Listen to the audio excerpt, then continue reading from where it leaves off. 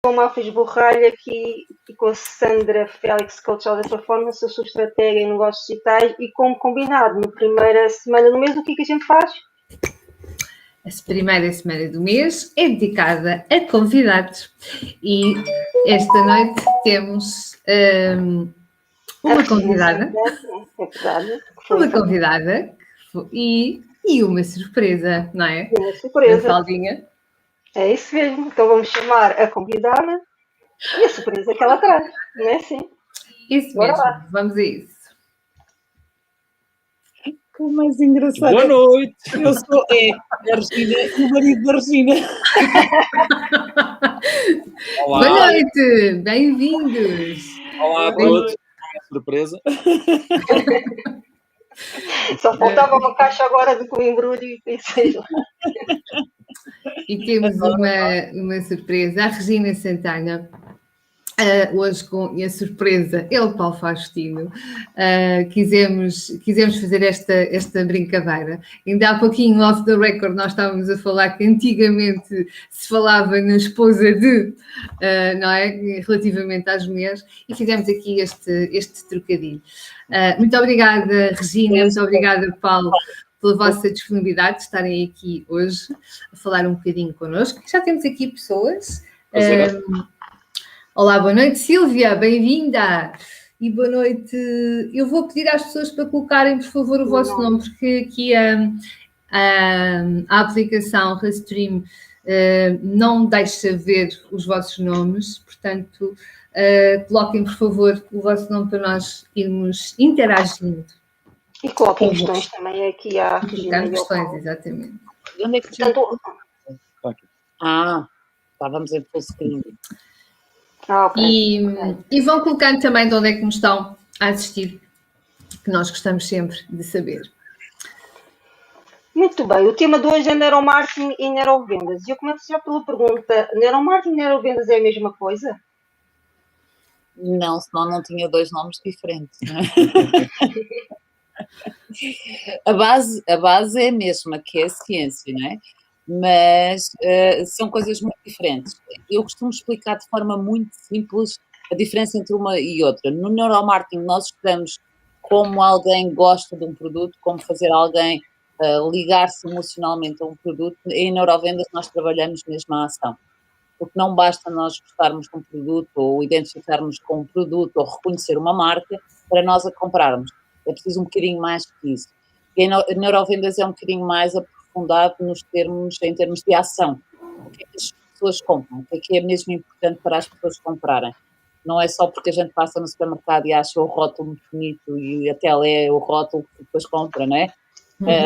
Vocês todos se lembram de certeza de um iogurte que não têm no frigorífico, que nunca comem, de uma marca de detergente que nunca utilizam, provavelmente não é que têm em casa. Portanto, em neuromarketing nós explicamos ou percebemos porque é que as pessoas se identificam e gostam de uma marca, e em neurovendas nós trabalhamos o porquê das pessoas comprarem essa mesma marca ou esse produto. Ok, ótimo. Ok. É isso. Não... É isso. Está bem domesticado. Está bem explicado. Aprovada.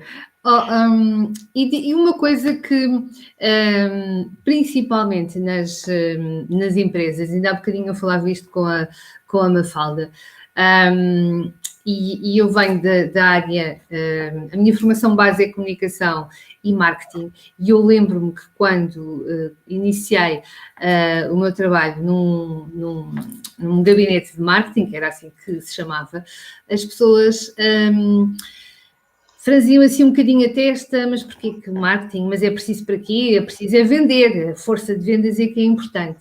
E o marketing e as vendas estavam sempre assim um bocadinho de costas voltadas, não é? Quando, na minha opinião, eles devem andar de mãos dadas. Mas eu não sei se, eu creio que ainda existe um bocadinho este antagonismo, marketing de um lado e vendas do outro. Qual é a vossa opinião acerca disto? Claro. Democracia. A questão é, ainda continua a acontecer, infelizmente. E o marketing é muitas vezes visto como o patinho feio, porque o objetivo do marketing é nós através da comunicação, conseguirmos induzir, influenciar, persuadir alguém a comprar um determinado produto ou serviço. Só que quando a pessoa compra esse produto ou esse serviço, isso, regra geral, é atribuído ao departamento de vendas. Não é atribuído ao departamento de marketing. Tanto é que, e nós temos inúmeros casos disso mesmo, quando estamos num momento de crise ou quando acontece alguma coisa, o que é que as empresas fazem? Isso não é preciso. Vamos tirar o pessoal do marketing. O pessoal das vendas não tiram. A questão é, as vendas são potenciadas pelo marketing. O nosso Ricardo, que trabalha aqui connosco, a semana passada até criou a frase dele para definir o marketing, que é nós conseguirmos mudar uma crença de alguém com o objetivo de conseguir uma venda. E é um bocadinho isto, ou seja, é nós, através da construção de boas narrativas que podem envolver, e de certa forma acabam sempre por envolver a persuasão e a influência, para fazer com que aquela pessoa sinta desejo, necessidade, ou seja o que for, por comprar aquele produto ou serviço. Mas são duas coisas diferentes. Marketing é uma coisa, vendas são outra. As vendas, na minha ótica, são sempre o resultado de uma boa estratégia de marketing. Ok? E, portanto, eu concordo totalmente com a Sandra, no sentido em que as duas deveriam andar naturalmente de mãos... Aliás, nem deviam de andar de mãos dadas, deviam estar casadas, né? Sim. Menos deviam estar casados.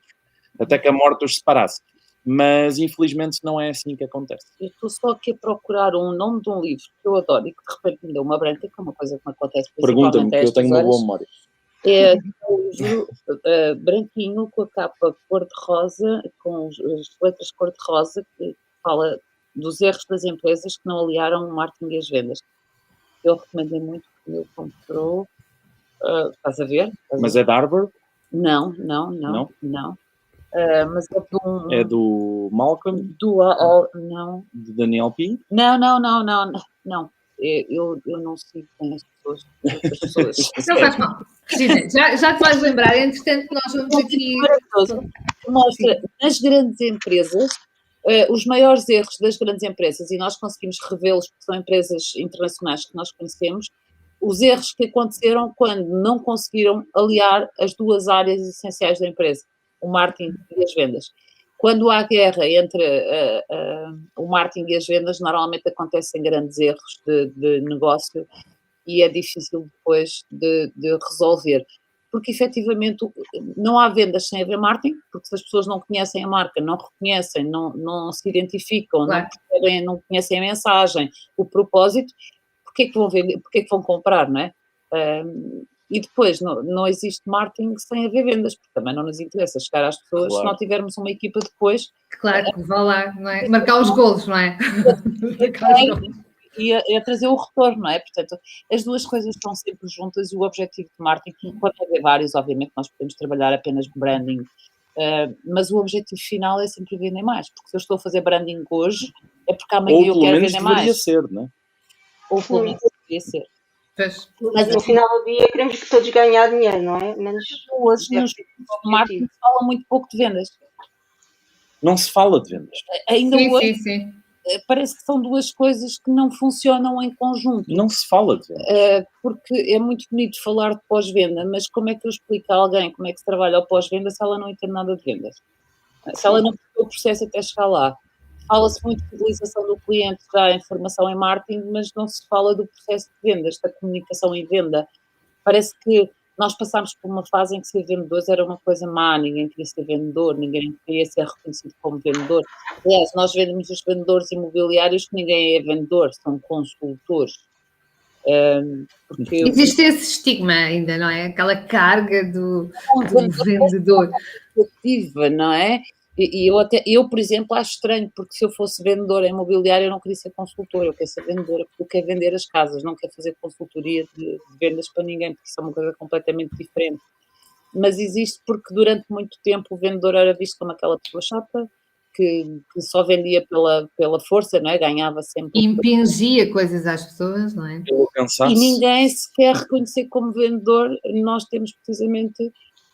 a visão oposta, nós trabalhamos com marketing e nós somos vendedores. A questão é, tu estudas estudas marketing numa licenciatura ou num mestrado, tu não tens uma única cadeira que te ensine a atrair clientes, por exemplo. Sim. É uma coisa que me faz muita confusão, não só no marketing, faz mais no marketing porque ele está diretamente relacionado com as vendas, mas faz-me igualmente confusão em muitos outros cursos.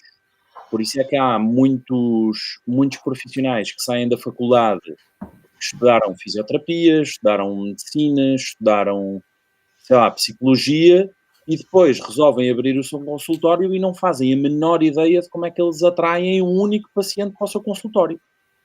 Exatamente. Isto para mim é um erro crasso, porque nós estamos a formar pessoas que são competentes naquela área, mas que depois não conseguem subsistir porque elas não fazem a menor ideia do que é ter um negócio.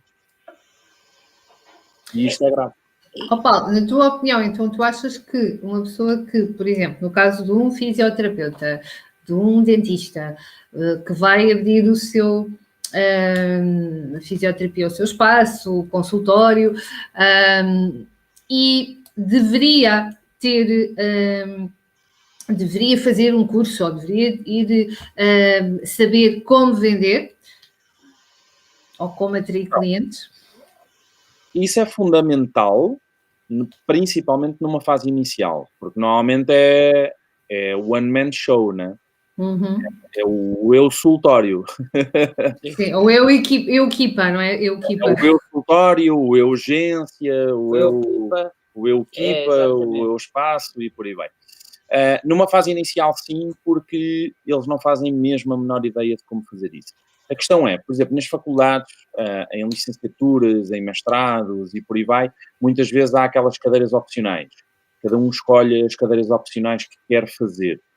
A realidade é que deveria existir, ou deveriam existir, cadeiras opcionais relacionadas com o negócio. Ou seja, para aqueles que estão a estudar aquela área, já a pensar em abrir o seu consultório, o seu espaço, ou seja o que for. E eles terem a possibilidade de saírem de lá munidos do conhecimento necessário para abrirem o consultório e saberem gerir o negócio e atrair pacientes para o consultório. De que é que me vale eu passar 3 anos, ou 5 anos, ou 6 anos na faculdade, companhia, também quer participar. de que é que vale eu passar tantos anos na faculdade para querer ser psicólogo, se depois eu vou abrir o meu consultório e eu não sei como atrair um único paciente? E até vender-me quando for à procura de emprego, não é? Também não sabem. Não é só vender, dizer, olha, eu acabei a licenciatura, agora quer trabalhar, quais são as mais-valias, também não sabem. É mas verdade. para ser sinceros, todos nós sabemos vender. Todos nós sabemos vender. Desde que nascemos. Todos nós vendemos o dia todo. Todos nós vendemos uma ideia, todos nós vendemos uma vontade, não é? Porque nós conseguimos convencer alguém a fazer aquilo que nos apetece ou que a gente quer, ou a aceitar o nosso ponto de vista. Portanto, todos os dias, a toda a hora, nós passamos o tempo a vender. O nosso único problema, e tem muito a ver com a sociedade e com as crenças, é quando a moeda de troca é dinheiro. Porque se a moeda de troca for outra coisa qualquer, se for um serviço, se for um favor, se for um produto até, nós vendemos com muita facilidade. O problema é quando a moeda de troca é dinheiro. É só esse.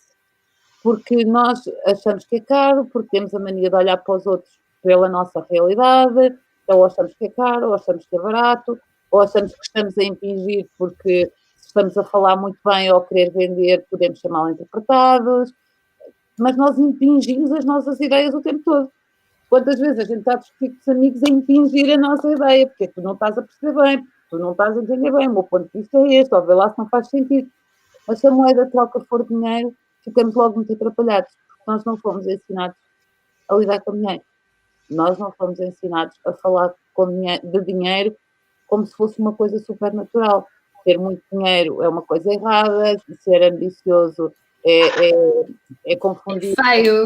Ambicioso, há uma grande confusão entre ser ambicioso e ser ganancioso. É porque a gente fez alguma coisa errada, é porque andamos metidos em coisas estranhas, é porque os negócios são ilegais, ninguém enriquece a trabalhar. As crenças sobre o dinheiro são tantas, que sempre que a nossa moeda troca dinheiro, bloqueia-nos. Então as pessoas dizem, eu não tenho jeito nenhum para vender, eu não tenho, mas ao mesmo tempo já estão a vender o não ter jeito para vender. Já estão a arranjar uma forma de não ser aquele o trabalho delas. Portanto, elas já estão a vender uma ideia de que não têm jeito para vender. Portanto, é maravilhoso. Ou seja, já estou a vender também. Só que vai pagar por isso, não é? Se nós conseguirmos, eu acho que é uma coisa que vai demorar muito, mas se nós conseguirmos que a nossa sociedade veja tudo com muito menos crenças, com muito menos estigmas, com muito menos bloqueios, nós vamos passar a conseguir fazer as coisas todas com muito mais naturalidade. Parece que hoje nós só conseguimos fazer com naturalidade aquilo que é aceito pela sociedade. Quando nós vivemos numa sociedade que é extremamente ou maioritariamente católica, assente em crenças que nos dizem que há pecados que são mortais, não é? Que são capitais, que se eu andar muito bem vestida e com roupa de luxo, chama-se luxúria e é um pecado capital.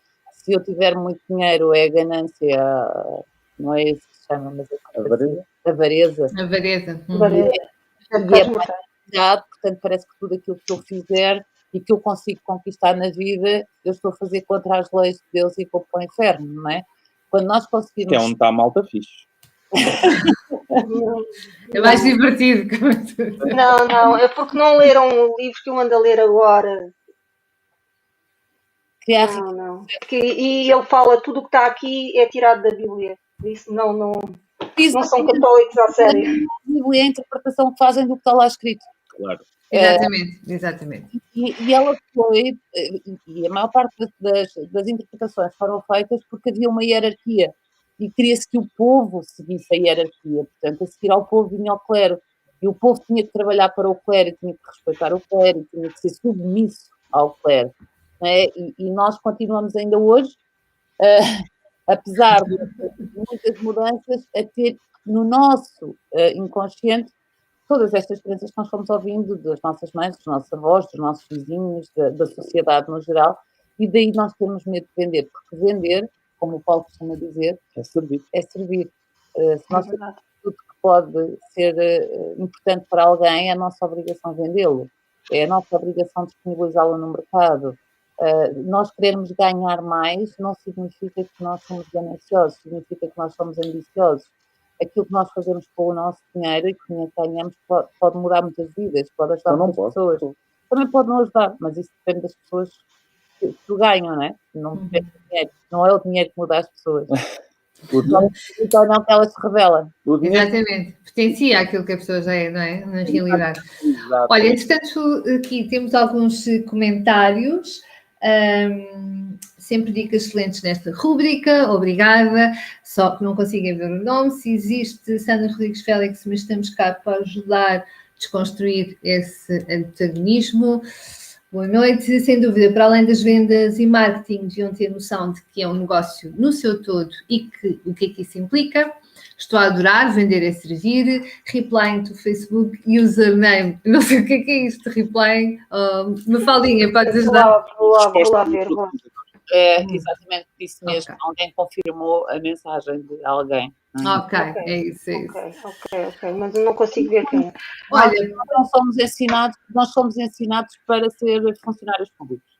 E eu estou a dizer nós porque eu mesmo com 43 anos não só isso. Já fui ensinada a ter um emprego para a vida, seja uma coisa estável, só precisamos de ganhar, é só o suficiente para pagar as contas. Está tudo bem, se chegar ao fim do mês está tudo bem, não querer dar um passo maior que a perna. Ouvi isso tantas vezes.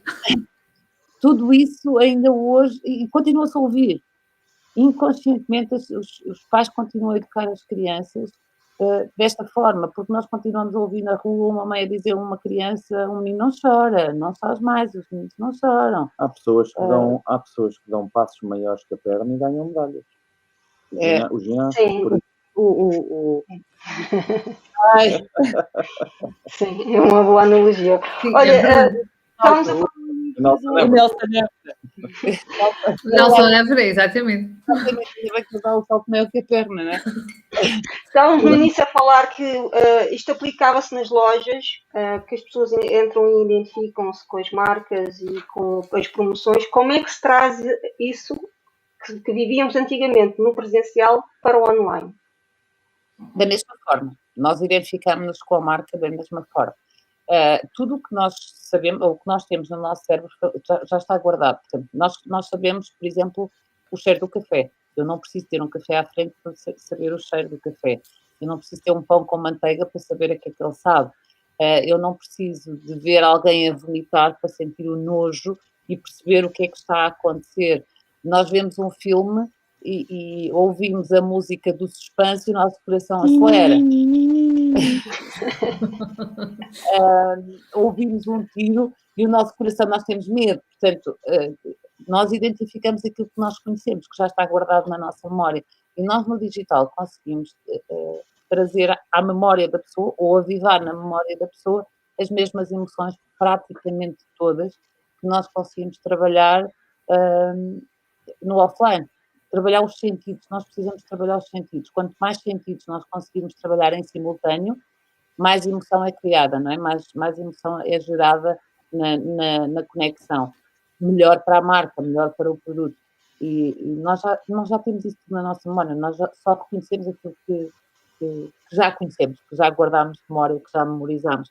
Portanto, trabalhando bem a usabilidade, porque quando a gente entra numa loja, os produtos não são dispostos daquela forma por acaso, não é? Eles estão dispostos daquela forma porque o merchandising da loja foi estudado, foi trabalhado, foi pensado para a usabilidade, para vender os produtos que eles querem vender da maneira que eles querem vender e a quem eles querem vender. E no online nós temos que replicar isso sabendo qual é o comportamento de uma pessoa, por exemplo, quando ela entra num site, o que é que tem que ter primeiro, o que é que tem que estar em primeiro, onde é que queremos que estejam os produtos que influenciam a percepção dos produtos a seguir. É tudo trabalhado exatamente da mesma forma, só que no outro espaço. Ok. Como é que uma pessoa, Paulo e Regina, uma pessoa que, e nós estamos a falar aqui por uma comunidade que são maioritariamente pequenas e médias empreendedoras, não é? Comunidade de Mulheres à Obra, como é que uma pessoa que está a iniciar o seu negócio agora e vai criar o seu website, como é que pode ter essa noção? Como é que eu devo arranjar aqui o meu website? Como é que ela pode trazer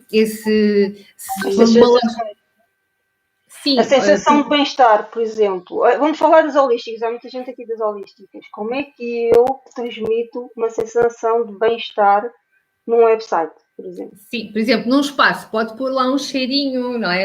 Aromatizar o ambiente, trazer isso para o online, para o seu website ou para a sua página, uma coisa mais simples. Como é que pode fazer isso? Tem muito a ver com aquilo que nós chamamos UX UI, ou seja, User Experience e User Interface, ou seja, a interface que o utilizador vai ter à sua frente, ou seja, basicamente o design do site, as cores utilizadas, as fotografias, os vídeos, os tipos de letra, tudo isso permite-nos criar um site que é visualmente agradável e depois do lado do user experience, a experiência dele dentro daquele site. Ou seja, se ele consegue encontrar os conteúdos facilmente, se ele consegue comprar facilmente, se o processo é pouco doloroso, é intuitivo, é simples, é agradável. E tudo isso tem o seu peso. No caso, quando falamos, por exemplo, da área holística, existem uma série de cores que nós automaticamente atribuímos à área holística, nomeadamente o lilás, o verde, que transmite, no caso, o verde transmite essencialmente paz, o lilás transmite essencialmente sofisticação, intuição, energia. Sim. Agora, o mais simples, quando vocês entram num espaço holístico. Para de procurar o livro, mandas depois. É do Alrias. Estava à procura há meia hora. É dele e da filha. Enfim, Alrias. Quando nós entramos num espaço físico de terapias holísticas, e eu tenho um, por acaso, muito bonito, Queremos saber, Ricina. Verde. Olha, não sabia. E é todo decorado em verde e branco. Quer dizer, depois cada sala é um tema: água, terra, fogo e ar.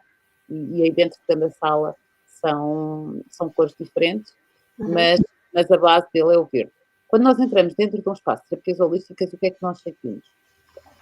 Paz, tranquilidade. Porquê? Porque tem que ter muito pouca coisa. Tem que ser muito sóbrio, tonalidades muito clarinhas que nos permitam sempre alegria, que não nos tirem o foco ou que não nos causem ansiedade. Portanto, tonalidades claras, muito pouca confusão, tudo muito simples, tudo muito fácil de interpretar, perceber. Eu sei que há centros que têm imensas cores, imensa confusão, que às vezes geram mais ansiedade até do que deveriam quando a pessoa está ali. Não é? Tem demasiadas coisas penduradas e demasiadas cores de tudo quanto é sítio. Imaginemos um bem feito, spa, não é? Que a gente vai e a primeira coisa que sente é paz. Paz. Transpor isto para o site. Se nós estamos a falar de terapias holísticas, estamos a falar de energia, nós temos que transpor exatamente isto para o site. Cores muito tranquilas, muito neutras, que puxem ao verde, que puxem à saúde, que puxem depois à intuição, como a Carolina disse, os lilás, os verdes, cores que nos trazem à sofisticação e ao mesmo tempo à energia, ao energético, não é? Tudo isso tem peso. De forma muito simples, de forma que a pessoa se sinta tranquila a navegar pelo site e que não tenha informação a mais, porque informação a mais em qualquer área gera ansiedade, portanto só isso, só por si, já é mau, não é? Vai nos causar imensa confusão. Quantas de nós às vezes andamos em sites até de roupa e achamos o carrinho de coisas e depois desistimos porque estamos tão cansadas de ver tanta coisa que nem sequer finalizamos a venda, porque o nosso cérebro já deu o que tinha a dar, e quando a loja tem pouquinhas coisas a gente coloca no carrinho, fecha o carrinho, paga e já está, não é? E isto acontece em todas as áreas, quanto menos, melhor, mais tranquilidade a gente dá ao nosso cliente, e depois a usabilidade, aquilo que nós achamos que as pessoas sabem que é ou que funciona, elas não sabem, portanto nós temos que trabalhar para quem não sabe usar a internet, para quem não sabe encontrar as coisas, para quem não sabe concluir um processo de marcação de uma consulta, por exemplo, que pode ser marcada online, mas ela tem que ser tão fácil de fazer que qualquer pessoa, qualquer lei consiga fazê-lo de forma simples. E esse é o grande desafio, principalmente para quem trabalha com digital e quem vive no digital e quem nasceu no digital, porque acha que como para ele é tão fácil, porque é que não será para os outros, não é? Que ele vê-se logo que é aqui. Desculpa. Vê-se logo que é aqui que explica, vê-se logo que é aqui, vê-se logo não, vê-se logo tu que sabes onde é que está. A maior parte das pessoas não tem essa, não vai ser tão intuitivo para elas chegar lá. Portanto, é quanto mais simples, melhor. Menos é mais. Olha, já agora pões aqui o teu site para irmos lá ver. Estou curiosa. Eu, por acaso, vi hoje uns sabonetes, é isso? A gente não consegue escrever aqui, ó, consegue? Não. Chat, né? Chama-se hábitos.com. Chama-se como? Hábitos. Já te mandei aí no chat. Está bem. Olha, está no chat. Oh my God. Pronto, agora vai ser inundada. Mas eu acho que o site está menos. Está em construção? Não. Não, é para vermos os produtos. www.habitoszen.com. Boa. Portanto, olha, não sabia, foi aqui o destino que me mandou o pai. Olha, aqui uma pergunta. Podem, por favor, indicar as cores e tipo de letra para o logotipo de loja de roupa a abrir diretamente para uma persona mulher entre os 40 e os 55 anos, mulheres independentes, com um salário médio de 1.500 euros. Grata pela informação. E a roupa? Qual é o preço da roupa? Há um bocadinho mais de informações que a gente precisaria para responder a essa questão.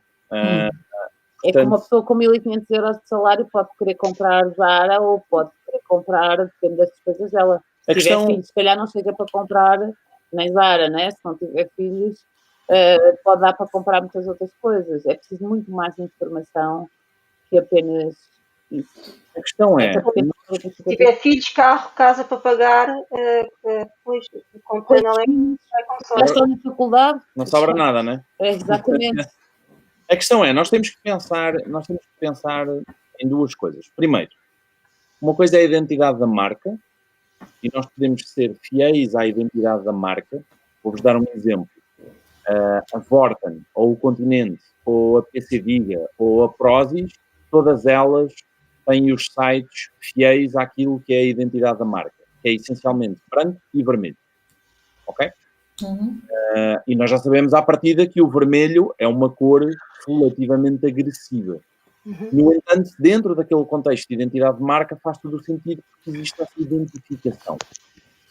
Depois, nós também sabemos que quando vendemos online, existem cores que nós automaticamente associamos a um determinado tipo de produto. Por exemplo, se o site for preto e dourado, preto e prateado, à partida nós associamos aquilo a um produto de maior prestígio ou de maior valor, um produto premium, sendo que, se nós fizermos isso com um produto que não é premium, podemos estar a perder vendas. Porque, indiretamente, estamos a passar a mensagem errada ao nosso consumidor. Então, dependendo do que é que nós vamos vender, a que preço é que nós vamos vender, para quem é que nós vamos vender e qual é que é o posicionamento de mercado que nós queremos construir, nós definimos isso. Então, para mim, saber que é para mulheres entre os 40 e os 55 anos, independentes e com um salário médio de 1.500 euros, até porque mulheres entre 40 e 55 anos que não sejam independentes também era um bocado chato. Mas independentes, era um mau sinal. Solteiras, era um mau sinal. Solteiras? Olha, é a Carla. Carla, se puder especificar, então, Não Carla sei se- Tavares. Mas, Pois, Ok. eu sou independente, mas tenho filhos para sustentar. Portanto, se calhar com salário de 1.500 euros, eu tenho que perceber qual é o target, tenho que perceber qual é o produto, exatamente. quer perceber qual é a forma. Quando nós fazemos um negócio, se é um negócio que vai começar, é preciso ter um plano de negócios e é preciso ter um plano de marketing. O maior erro, porque nós também não somos ensinados a criar negócios em Portugal, não é? Então nós temos uma ideia, alugamos uma loja e fazemos lá qualquer coisa e depois não percebemos porque é que não funciona, ou porque é que funciona, porque às vezes funciona e também a pessoa também não consegue explicar porquê, não é? Tu nem és ensinado a pagar impostos, muito mais a gerir um negócio. Aí não sou nada, mas sou obrigada, aprendo que é um instantinho. Pois, aprendes. Sim, mas há muita gente que aprende da forma errada, não é? Pois. Exatamente, é uma forma de aprendizagem. E o empreendedor português, eu acho que é um bocadinho na base do operacional, não é? Ele tem que começar a fazer, sem uma estratégia, sem um plano, não é? Interessa fazer. Há muito aquela coisa do eu não vou perder tempo com isso. E um plano de negócios, por muito pequenino que ele seja, por muito simples que ele seja, mas que tenha os pontos essenciais a ter em conta. E um plano de marketing, por muito pequeno que seja, mas que tenha os objetivos bem definidos, os preços, as formas de venda, as condições, tudo aquilo, nem que sejam as coisinhas mais pequeninas, é extremamente importante porque é um guia. Nós vamos ver se nós estamos aí de acordo com os nossos objetivos ou não e não nos perdemos nas ações. Então, eu quando vou abrir uma loja de roupa, eu preciso de saber que tipo de roupa é que eu vou vender, qual é o meu cliente, mas também tenho que saber qual é a minha estratégia de penetração no mercado. Como é que eu quero ser reconhecido? Não apenas pelo que eu vendo, né, pelo público-alvo, mas como é que eu quero que o público me reconheça? Quero uma estratégia de preços baixos e ser reconhecido como quem tem os produtos de preços baixos, quer ser reconhecido como tem os produtos inovadores e que não são encontrados noutras lojas, quer ser reconhecido como sendo de produtos de luxo, produtos caros e assumir-me como uma marca de revenda ou de venda, de criação de produtos caros. Isto tem que estar definido na minha estratégia. Porque se isto não estiver definido, eu depois tenho um produto e tenho uma persona, mas eu não estou a passar a imagem que eu quero passar, não estou a usar a estratégia que eu precisava de estar a usar e eu não vou ter resultados e não vou perceber porquê. E como bom português, a primeira coisa que a gente vai dizer é porque está caro, é porque estamos em crise, é porque isto do marketing digital não funciona. Porque também essa é uma coisa gigante, nós estamos sempre em crise, não é? Mas não é por isso que os mercados de luxo deixam de funcionar. Ou seja, o estar em crise é muito relativo, mas é a primeira desculpa que nós arranjamos para o negócio não estar a funcionar. O país está em crise, por isso é que a gente não está a vender. As pessoas não têm dinheiro, por isso é que eu vejo, as pessoas não têm dinheiro, mas as marcas de luxo continuam a vender imenso e, aliás, na pandemia, a venda de carros de luxo, por exemplo, aumentou exponencialmente. Então, estamos em crise ou não estamos a saber comunicar bem o nosso produto no nosso mercado, não é? Os mercados de luxo aumentaram e os mercados de bens essenciais também. Portanto, a crise é uma coisa muito relativa, não é? Muito. Olha, entretanto aqui a Carla Tavares acrescentou que o produto gama média alta. Gama alta, eu acho que a tua persona devia ganhar mais um bocadinho. Produto de gama média alta. Deve relativamente ao que ela quer vender na loja. Presumo que seja isso que a Carla quer dizer. Também a tua persona também pode ser alguém bem casada e assim tem um rendimento mensal de X, por exemplo. O marido, à partida, também terá o seu vencimento. Vai às lojas de média gama, de gama média alta, portanto, se os dois forem às lojas de gama média alta, se calhar os salários não chegam. Gastam-se fácil. Não, para uma gama média, sim, é o salário médio em Portugal, portanto não dá para ir para gamas muito altas, dá para usar, dependendo se for para ser uma coisa muito feminina, uns tons de rosa, uns tons mais nude, podemos usar o branco e um dourado, mas pode ser pesado, dependendo do tipo de produto que vamos vender, mas uns tons em tons de rosa e uns tons de nude, se for só para mulher, era por aí que eu ia, até porque para 40, 55 temos que pensar que já não se quer nada tão extravagante, quer ser mais elegância, portanto procurar cores mais elegantes. E se a média não é alta, ou seja, temos que ter cuidado com a mensagem também para depois não gerar frustração, porque gama média e gama alta são coisas muito... Média alta não é alta. Exatamente. Média. Exatamente. Olha, vê lá se concordam comigo. A minha coachee, a Sandra Félix, disse-me que o estigma de praticarmos valores está naquilo que compramos. Se não vamos comprar algo acima do valor que nós estamos a praticar, nós não conseguimos também pôr um serviço nesse valor. Então, há 15 dias eu disse à Sandra, olha, eu fui comprar uns headphones super caros e finalmente vou conseguir aumentar os meus valores. Vocês concordam com isso? Tem a ver com a crença do... Concordo absolutamente. E até te posso dizer o seguinte, existem 4 tipos de pessoas, ok? Vamos começar da primeira. Aliás, eu até vou buscar aqui o meu bloco de notas para te ler exatamente o que eu tenho aqui. Não, porque vai confirmar essa tua crença e mais. É porque a Sandra disse isso e muito bem. Então, as 4 pessoas são... As primeiras são as free people, ok? É o tipo de pessoa que quer tudo de graça. Ela nunca será capaz de vender a alguém por uma questão de conflito interno. Ou seja, se tu próprio queres tudo de graça, só queres uma plataforma para gerir as redes sociais se for de graça, queres publicar nas redes sociais porque é de graça, queres um software gratuito, queres um software se for gratuito, o download dos livros gratuito, o PDF gratuito, queres sacar os livros em PDF à borla, independentemente de ser pirataria ou não. Ou seja, são pessoas que só querem coisas à borla, querem grátis, mas depois quando forem vender vão ter um conflito interno. Porque se eu quero tudo gratuitamente, como é que eu agora vou pedir dinheiro aos outros? Depois temos as cheap people, que são pessoas que elas até querem comprar desde que seja barato. E vivem com aquela crença de que não têm capacidade de pagar mais por algo melhor e acreditam que os clientes delas também não. Era o teu problema aqui.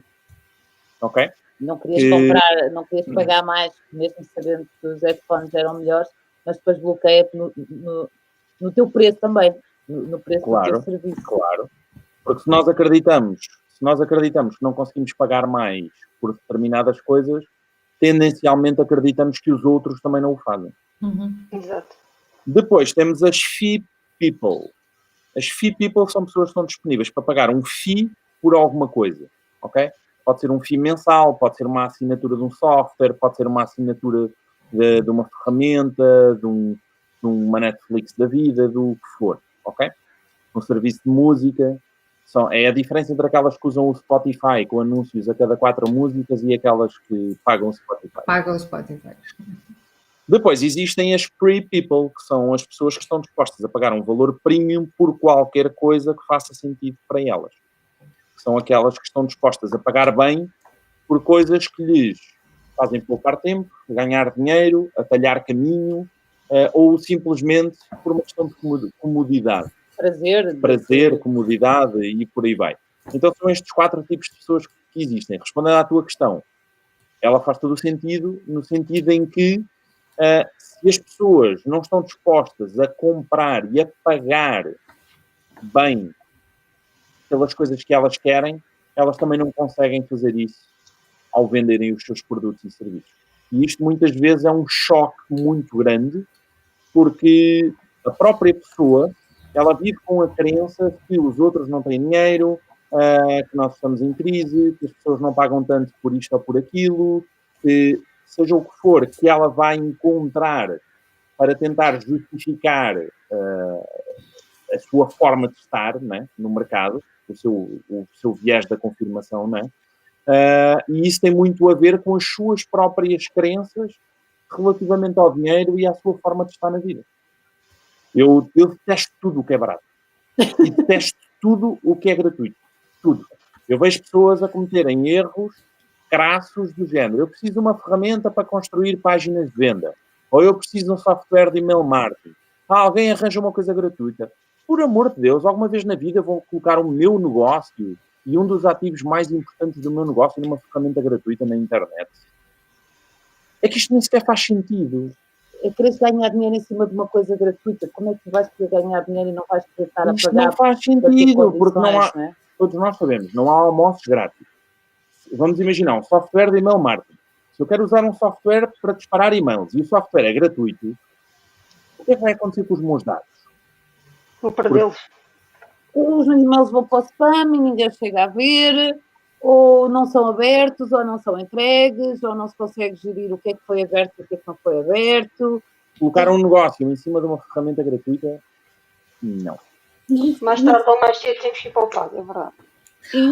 Paula Regina, mesmo que, por exemplo, naquela pessoa que o seu posicionamento quer se posicionar com produtos low cost, vamos imaginar, que quer, por exemplo, a Carla aqui fala-nos de um público de classe média alta, mas imaginemos que é alguém que quer lançar produtos low cost.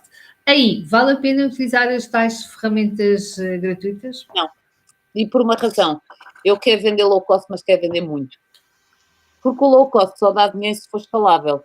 Não é? Mesmo Então, assim, dá. Dá-me exemplos. Dá-me exemplos de empresas que vendam low cost que sejam muito bem sucedidas. Não sei, tinha que ir ao AliExpress. Lojas chinesas? Vale?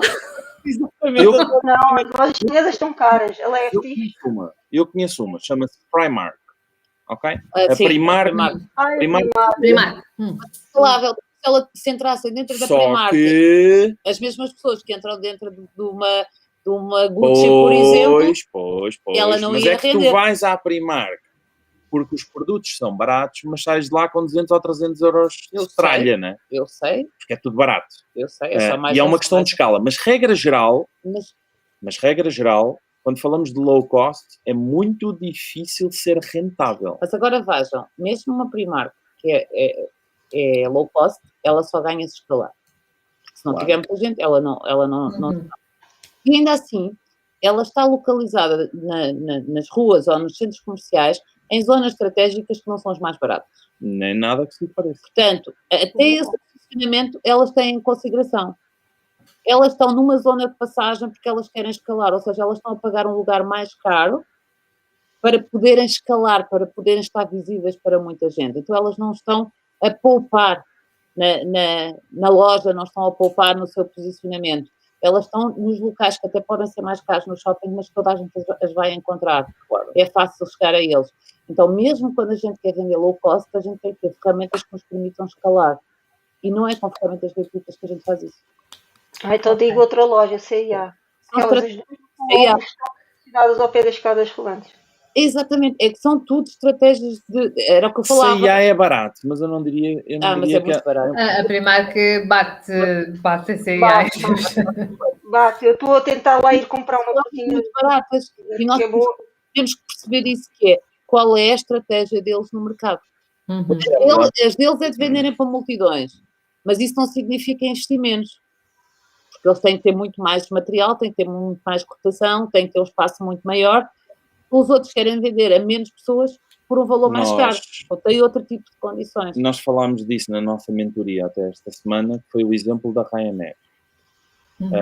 E o modelo de negócio da Ryanair só é rentável porque eles fazem overbooking e porque eles já têm estimado que determinado volume de passageiros não vai aparecer no voo. Porque se toda a gente aparecesse no voo, o negócio não era rentável. Sim. Ok? Então... E isso acontece com praticamente todas as companhias aéreas, não são apenas as low cost que fazem isso. É muito difícil, e num país como Portugal, onde nós temos 4 milhões e meio, 5 milhões de pessoas, que nós podemos considerar a população ativa, ok? População ativa que compra com frequência, que está nas redes sociais também com frequência, a população, os segmentos de população mais ativos, não os mais novos, não compram, e não os mais velhos, porque também não compram online, nem estão online, nem nada do género. Ou compram muito menos, ou nem sequer compram online porque não têm confiança, enfim. É muito pouca gente.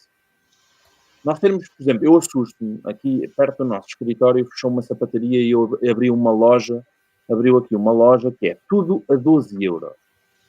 E eu penso assim, por amor da santa, tu até podes fazer 100 vendas por dia. Tu não vais ver dinheiro que se veja. Porque tudo a 12 euros não dá para fazer dinheiro. Como é que as pessoas vão lá e dão 12 euros por um casaco, mas dão 12 euros por uma t-shirt? Claro. Ou seja, exatamente. Ou seja, uma coisa é barata, mas a outra depois já não é. Porque até na Zara tinha sido mais barato, não é? E pensa, se aquela loja fizer 10 vendas por dia... E as pessoas não compram uma peça, porque só custa 12, depois levam meia dúzia. Mas imagina que eles fazem 10 vendas por dia. Se fossem 10 vendas, dava 120 euros por dia. Não, mas isso faz... Isso dá 3 mil euros por mês. Isso às vezes leva uma pessoa que nem percebe que levou 10 coisas que numa semana vão estar desfeitas e podia ter comprado 2 peças muito boas noutra loja que não quer. Portanto, é para um segmento público. É muito difícil. E se vocês não acham que isso leva-nos aqui para um outro tema, que é a percepção do preço, não é? Que as pessoas têm, não é? Preço e valor são coisas distintas ou não? Sabes qual é que é a diferença entre preço e valor? O que é? É que valor não tem preço. Podes explicar um bocadinho, Paulo? Especifica lá um bocadinho. Preço é aquilo que tu pedes ao teu cliente. Valor é aquilo que tu entregas ao teu cliente. Imagina, tu vais a um restaurante daqueles de diária, 6 euros, ok? Tu vais pagar 6 euros e eles vão te entregar 6 euros. Porque com 6 euros também não dá para fazer uma refeição de chefe Michelin. Porque tu não vais comprar boa carne, não vais comprar bom peixe, não vais comprar bons legumes se quiseres fazer uma refeição a 6 euros. E nós já tivemos um restaurante e sabemos isso. Nunca fiz uma refeição a 6 euros. Pois, por isso não mesmo. Dá. Por isso mesmo. Mas se tu fores a um restaurante, sei lá, do Henrique Sá Pessoa, tu vais pagar 40 ou 50 euros pela refeição. Não, pelo prato. Tu vais pagar 40 ou 50 euros pela experiência, ok? Exatamente. Mas tu vais viver uma experiência que tem um valor que tu muitas vezes calculas como sendo superior ao valor que tu pagaste. Porque é a experiência gastronómica, é a experiência do espaço, do atendimento, é a experiência do atendimento, da decoração, da música, da atenção do funcionário, da educação, é tudo, não é?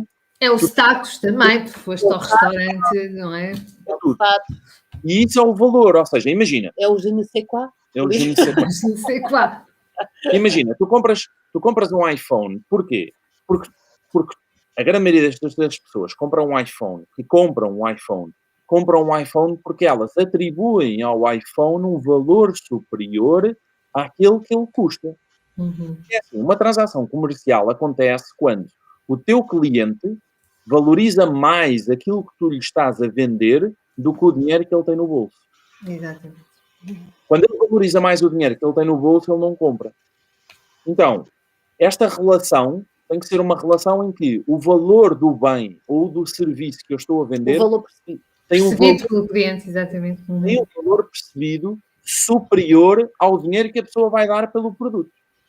E por isso, e todos nós sabemos, um iPhone sai de fábrica a $200. Ele é vendido em Portugal por 1.000, 1.200, 1.500 euros. E as pessoas atribuem um valor percebido ainda superior ao valor que a Apple pede pelo iPhone. Coisa que não acontece em outros produtos, ou em outras gamas de produtos, né? E de outras marcas. Então, a diferença entre valor e preço é basicamente esta. Preço é aquilo que tu pedes, valor é aquilo que tu entregas. Muitas vezes são coisas diferentes. E o valor pode ser, e é muitas vezes o status. É a mesma coisa que comprar uns ténis da Adidas ou ir comprar uns ténis da Gucci. Sim. Eles custam 10 vezes mais, não é? Olha, hoje vezes mais. estive na Farfetch a ver os produtos da Balenciaga. Eles têm entre t-shirts, uma t-shirt, 600 euros. Uma t-shirt. Porque vi um anúncio no Facebook de uma sweat da Balenciaga, mas era kids. E não era da Farfetch.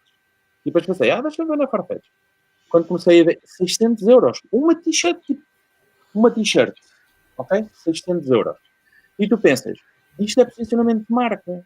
Ou seja, o facto de tu teres um produto daquela marca, aquilo automaticamente distingue-te de todos os outros. Por isso é que eles depois, quando vendem os ténis por 700 ou 780, até parecem baratos. Se a t-shirt custa 600, quer dizer, vou comprar os ténis que custam 750, não é? 780. Entre dar 700 euros por um ténis ou 600 euros por uma t-shirt, eu prefiro dar 700 euros por uns ténis. E eles depois vendem que é o produto mais vendido deles, depois são os ténis da Balenciaga, precisamente porque depois o valor percebido entre os dois produtos é... Sei lá, um casaco com zíper, com fechos.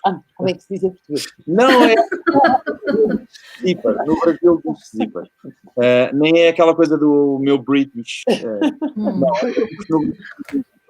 mas um casaco desses com fecho, 1.450 euros. É uma coisa que tu compras normalmente na faixa entre os 80 e os 250 euros. Ok? Tem o quê? Tu dás mais? 250 euros? Não, mas tu dás. Depende da marca. Os homens compram pouco, mas compram bem. As mulheres precisam de comprar muito. Os homens compram, as mulheres vão às compras. Sim, é diferente.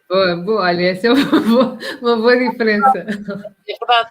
Nós, mulheres, vamos às compras. Vamos às compras. Os homens vão comprar. Normalmente eles vão direitinhos àquilo que é para fazer, chegam lá, compram, pagam e vão-se embora. Nós mesmos vamos às compras. Nós saboreamos a experiência, não é? Experienciamos a compra, não é? As compras é a liberdade. É aquele momento em que nós nos sentimos no mundo, a ver o que é que sai de novo, tudo o que é novidades, sentimos-nos muito mais no mundo e temos uma particularidade muito engraçada. E isto acontece-nos constantemente. Nós olhamos para tudo, vamos a uma loja, depois a outra, já cruzámos o shopping 10 vezes, mas ainda andamos ali a fazer zigue-zagues. E depois há uma peça que a gente gosta mesmo muito e que fica na dúvida, compro, não compro, e a maior parte das vezes a gente não compra. Para poder lá voltar no dia a seguir e comprar. Para poder voltar no dia a seguir e buscá-la. Porque aquilo ficou... E porque já tens uma justificação para lá voltar. Para lá voltar. Só que às vezes o tiro sai um bocadinho pela culatra. Quando lá voltamos já lá não está, não é? É uma frustração horrível, não é? Nunca foi nosso e parece que foi alguma coisa. É verdade. Olha, Paulo, podes ir comigo que eu sou de ideias fixas, eu vou lá buscar aquilo que me interessa e venho embora. Sim, a Mafalda é muito objetiva. Isso é uma energia mais masculina. Exatamente. Isso é uma energia mais masculina. Mas eu também, e agora vocês estão a falar disso tudo e voltamos ao tópico que é neuromarketing, neurovendas, e a conclusão que eu chego é que as lojas que vendem muito, e que no fim eu digo às minhas amigas, vocês são burras, vão aqui, vão ali, pagam muito mais do que eu, vou às lojas, compro um blazer bom, que me vai durar 20 anos ou mais, que eu tenho blazers com 20 anos impecáveis, e paguei menos do que vocês que saíram da loja com catrafada de coisas que duram um ano. E eu digo, essas lojas têm uma bela uma base muito grande e uma capacidade muito grande de vender, como a Regina disse ao início, que as pessoas estão lá a gastar 200, 300 euros e nem se aperceberam. Sim, sim. Claro. Mas eu também tenho algumas peças com muitos anos, mas não deve ter outras recentes. E às vezes penso, bolas é mesmo parecido. Quando chego a casa é que eu percebo que não é assim tão diferente. Mas eu, por exemplo, tenho um comportamento muito particular. Eu só compro caro os sapatos e as carteiras. Qualquer vestido eu acho que com um bom sapato e uma boa carteira, e qualquer vestido desde que assente bem no corpo pode custar barato, porque já serve.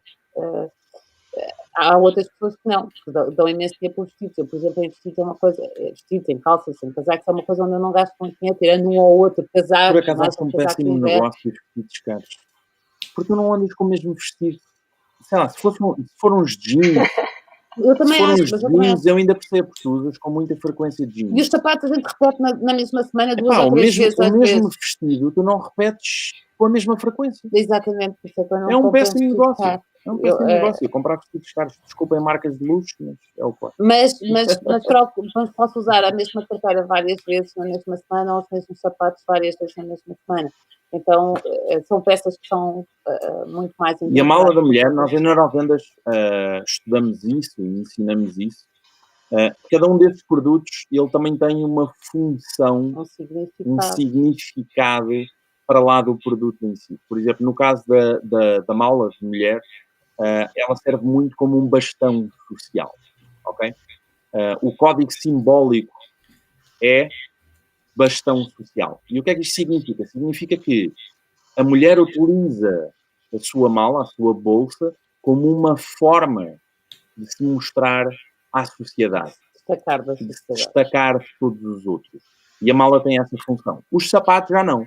Os sapatos são o regulador hormonal da mulher. As mulheres têm muitas alterações hormonais, eu não estou a ensinar-me aos padres. Ok, mas essa questão dos sapatos é muito interessante. Então, é porque as mulheres, lá está, alterações hormonais das mulheres. O que é que as mulheres adoram fazer? Ir ao shopping.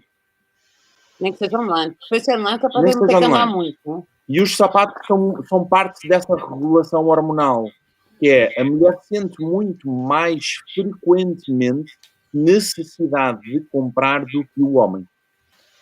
E os sapatos entram muitas vezes nessa equação, por isso é que as mulheres têm... Boa, está explicado porque é que as mulheres têm necessidade de comprar tantos sapatos, é isso? Sim. Claro que sim. Boa. Nós precisamos de... Os sapatos influenciam muito como nós nos sentimos. O sapato alto nos dá um empoderamento, e hoje é o dia de eu sair de sapato alto porque eu quero me sentir mais alta, mais poderosa. E à noite vou usar uns que ainda são mais altos e que ainda são mais elegantes, para ainda me sentir mais poderosa e sensual, não é? Depois, se estamos na mão mais baixa, eu preciso de uns ténis porque preciso me sentir mais confortável, porque já não tenho paciência para isto, mas não são os quaisquer, porque vou usar com aquela roupa bonita e continuar a ser elegante. Então os ténis combinem com isso, depois uns combinem com aquilo. E uma casa T5 com 3 anexos. Dava jeito, às vezes.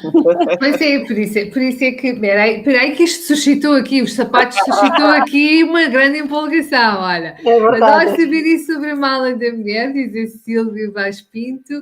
A Vera Melo também acho os acessórios muito importantes na composição do look. Depois tenho que ver aqui no resto, que eu não consigo ver.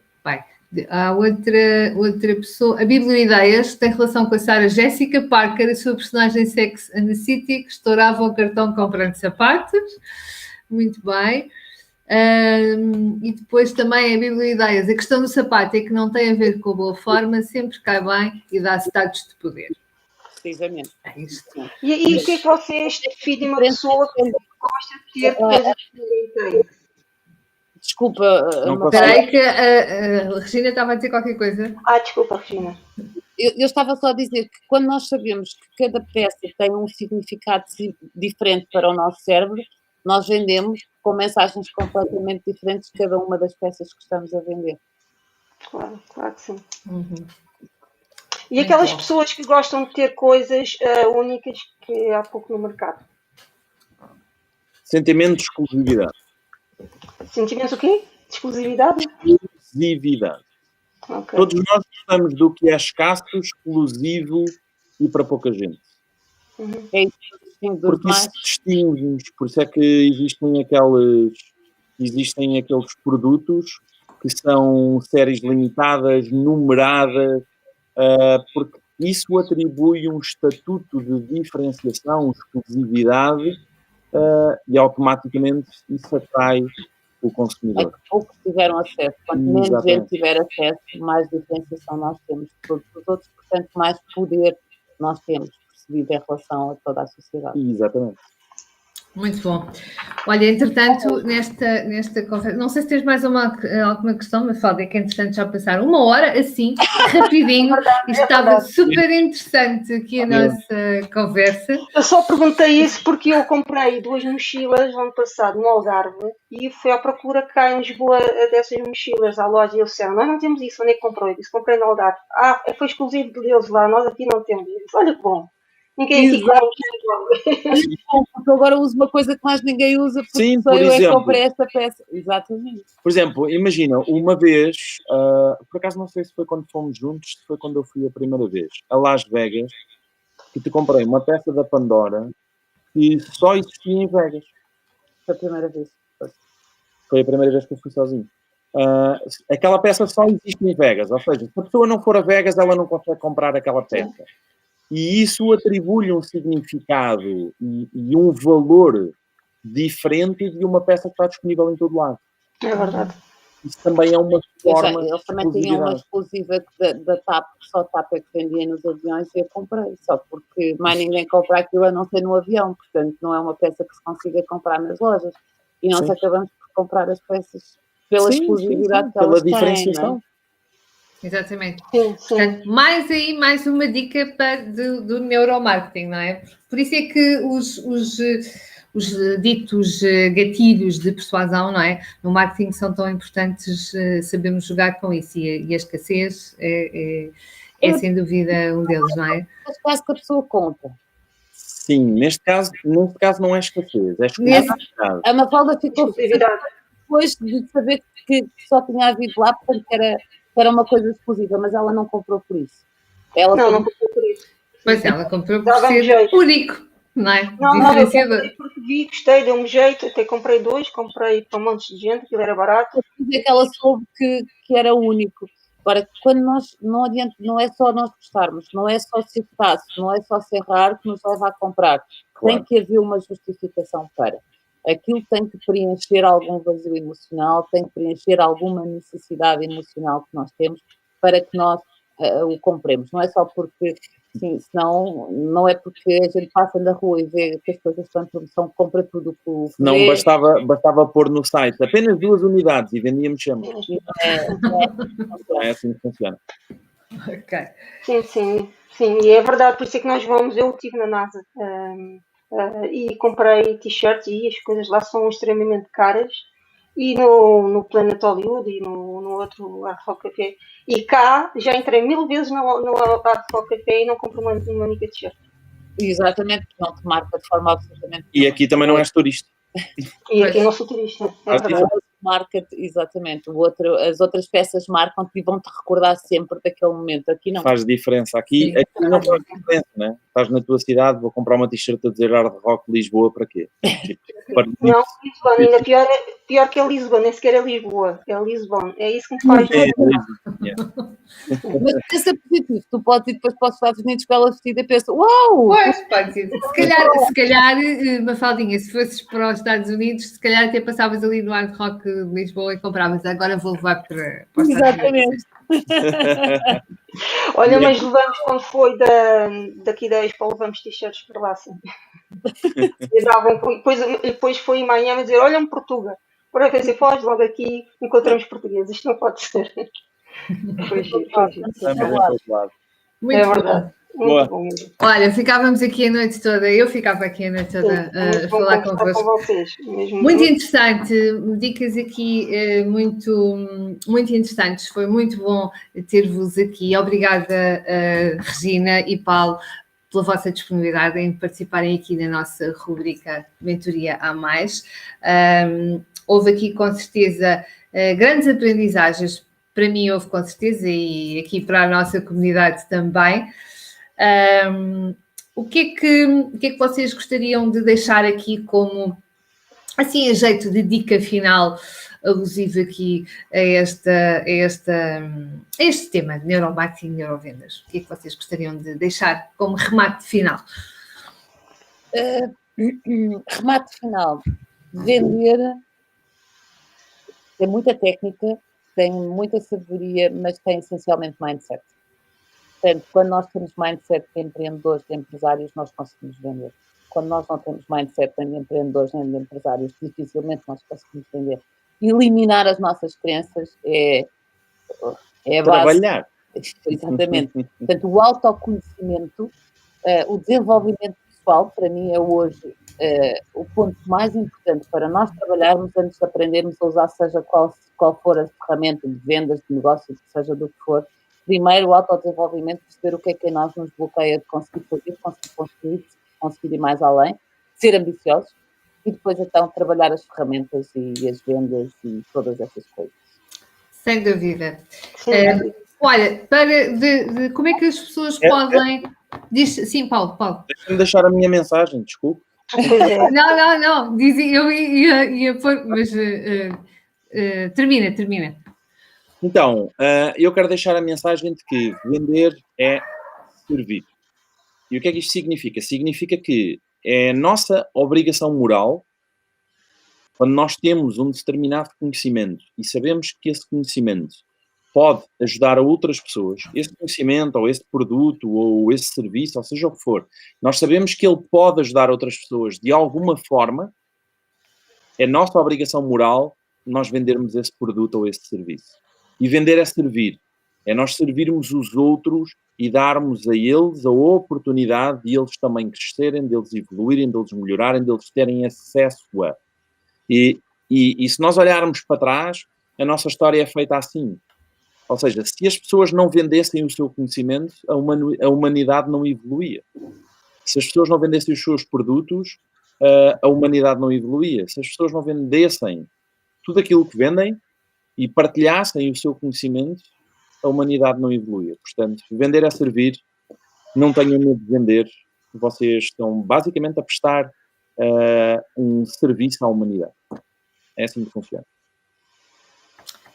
Muito bom, muito obrigada. Olha, se as pessoas quiserem saber mais sobre os vossos conteúdos, mais sobre os vossos cursos, podem colocar aí no chat, depois a Mafaldinha transportas aqui para o chat, para as pessoas que tiverem interesse em saber mais sobre estes temas, poderem encontrar. Eu, ouvindo o Paulo e a Regina falar, estava a dar um filme sobre a Maria Curie agora à tarde, e ela ganhou 2 prémios Nobel, e teve um grande homem que puxou por ela, mas se ela não acreditasse e não fizesse o desenvolvimento que teve a nível pessoal e como empreendedora, se calhar nunca tinha ganho estes prémios, não é?